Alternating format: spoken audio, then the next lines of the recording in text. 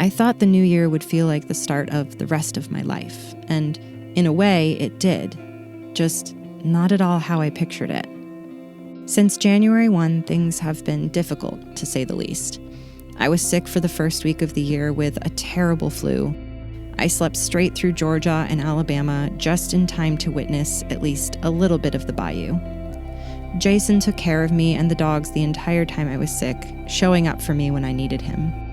We've experienced plumbing and electrical problems, trying to race ahead of an oncoming storm of flash floods and tornado watches, and I'd be lying if I said there wasn't a huge part of me that feels the weight of the world on my heart right now, a hum of the chaos that is making life feel immensely heavier. But despite the heaviness, despite the difficult obstacles that come our way, the world continues to revolve. We still have to keep moving forward. So we took care of business. We cleaned the sheets from my sweaty fever not once, but twice. We took showers, cleaned the van head to toe. We went back to work and continued making the drive west, just as we had planned before. Because the truth is, life isn't about avoiding pain or hardship. Those are an inevitable part of life. What it's really about is choosing which type of pain we're willing to live with. Well, hello there. What is today, would you say? 72. Wow. We're on day 72 of officially living in a van since we have sold our house. We have officially made it to Texas. And I've been down for the count. I'm feeling better. It is disgusting here. Let me rephrase. Houston is not disgusting. It's raining. The humidity is at like 98%. And everything's just sticky and wet, and we've got probably another 36 hours of this. We have a mailing address that's in Texas, and we have a couple packages that are arriving, so we figured it would be cheaper and easier for us to pick them up here. So we are going to run a couple errands today. We need an oil change. We're gonna grab a smoothie because we're feeling like we need some good nutrients in us right now, especially after me being so sick. Thankfully, Jason hasn't gotten sick.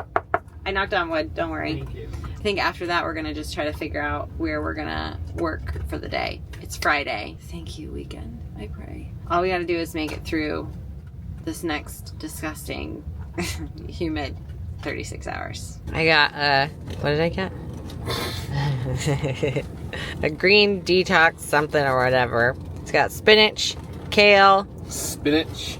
Did I say it weird? Mm-hmm. Spinach, kale, pineapple, banana, and ginger. What did you get? Brain freeze. Word. Chia seeds. Is anybody gonna come help us? I didn't hit the bell yet. So we got the oil change, and they said that we needed an engine flush and that our transmission pan was leaking. We also need a tire rotation. We do know that we need that, but we're just gonna go to a Ram place that's down the road, or we're trying to, but then there was a train. So it's gonna be one of those days. Pretty sure that's the beginning of the train. It's not moving at all. Oh, that's a big bird. I'm learning so much about myself. It feels like I've jumped right into the deep end of the pool, a fire hose of self-reflection I wasn't anticipating on this journey. There have been countless moments over the last several months that have put me to the test. When faced by an oncoming train, do I freeze or get out of the way? But I think what I'm learning about myself is that I don't really choose either of those options. Instead, when faced with something scary or difficult or heartbreaking, and sometimes, well, most times, unavoidable, I run right towards it. We should probably... Just back up and find the other way. Yeah. I have to make the most of my situation. I don't want to avoid the pain. I don't want to avoid the chaos. I don't want to avoid anything. I want to feel and experience it all in this one precious life I have. Even if it doesn't go the way I'd hoped it would, at least I'm living. A second train. That's the second train. Well, at least now we know that that was the end of the other train, not the beginning. We'll get there eventually. Welcome to a day in the life living in a van. We have a leak. That's okay. They are going to fix this. 2026 I would like a refund on 2026 right now.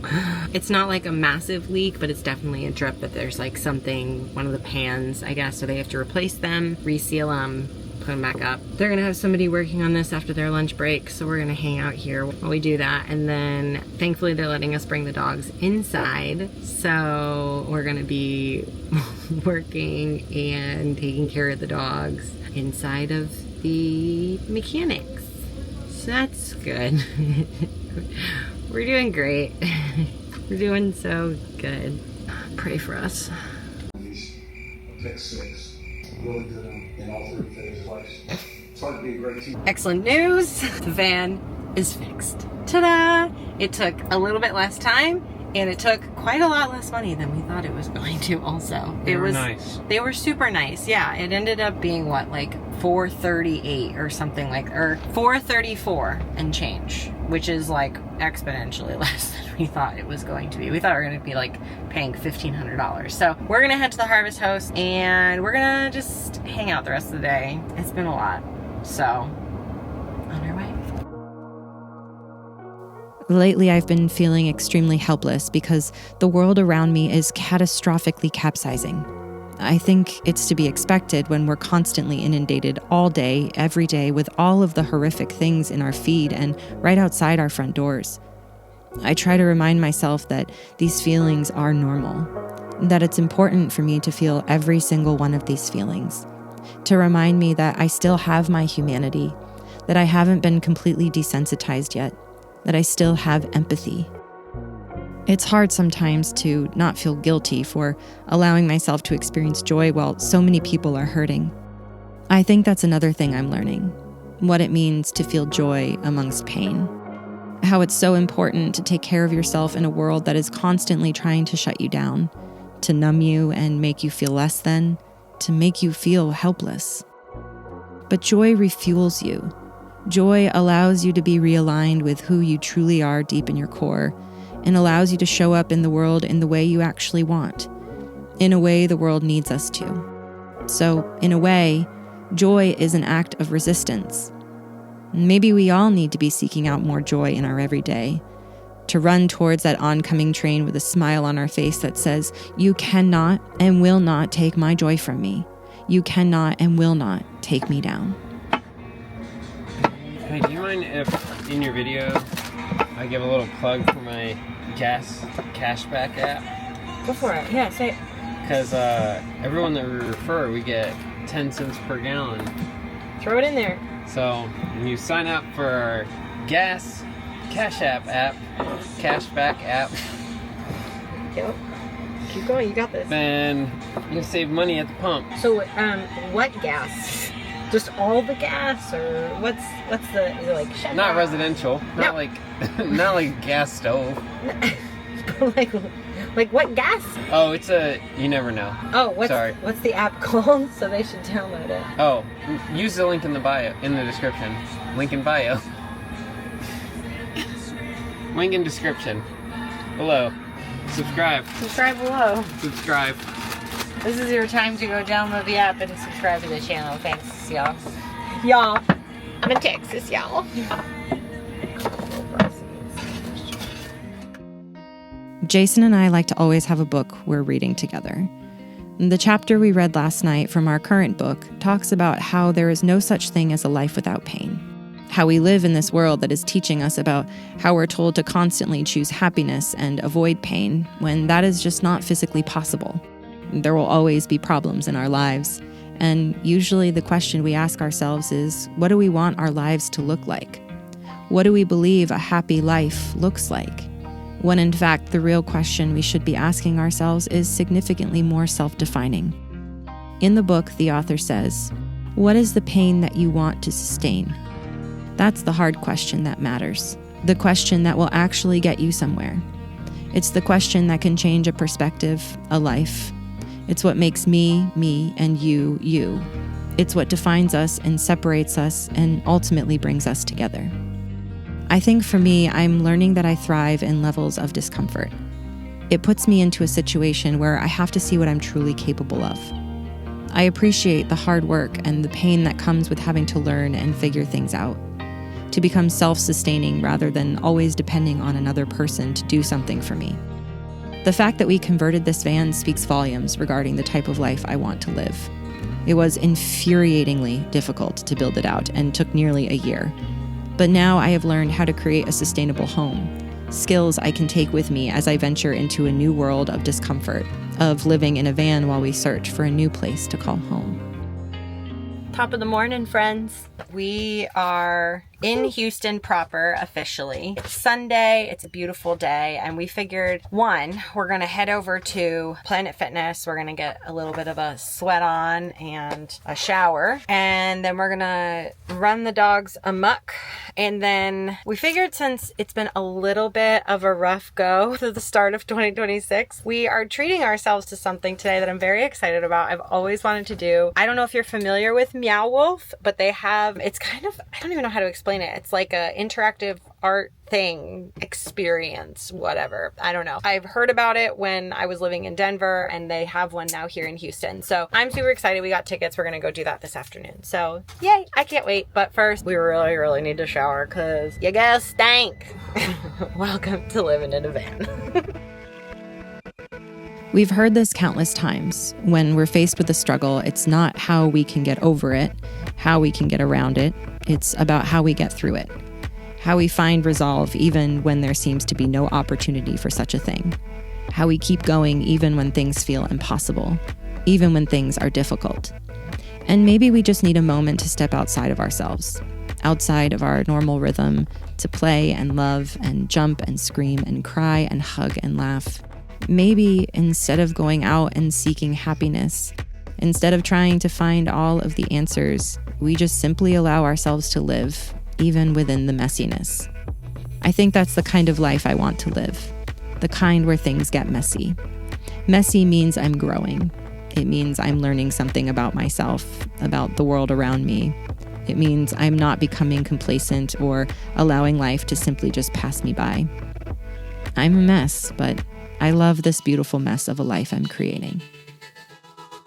What do we do? You will not believe this, and I am not kidding. But there's a train. I have to go that way. And it's not moving again. I'm not kidding. There's a winery 3 miles that way. It's just another train not moving. What? I don't understand. So our packages arrived, thankfully. So we are now heading out. We got our mail. We're on our way. Oh my gosh. It's quite a long train. Oh shoot. Okay. It looks the same. Take two. We have left the Houston area and we're heading towards Austin. We'll see how far we get tonight. We always like to get to where we're going before it gets dark, so it's still a couple hours away, so we'll see.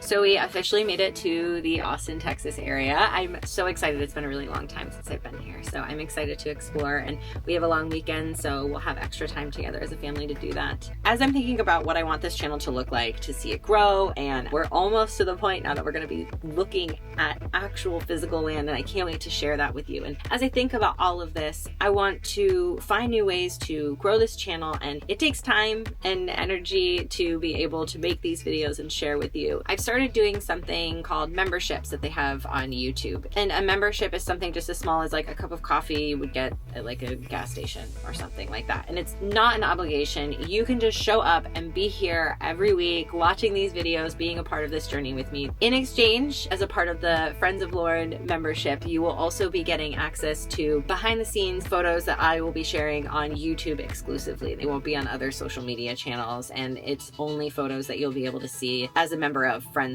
with Lauren. I will leave that link in the description if you feel so inclined. And again, no obligation. It's just if you feel inclined to support. So if you are new here, thank you so much. Please subscribe, stick around. As I said, there's so much more that is going to be happening. 2026 has been a hard year, but it's going to be a good year. I am putting that out into the universe. And if you are not new here, thank you for showing up every week. It means so much to me. I can't believe how much this channel has grown and how much I've grown and how I'm evolving and this whole thing's evolving. And just, yeah, thank you for being here. It really means a lot to me. Subscribe, and I guess until next time, bye guys.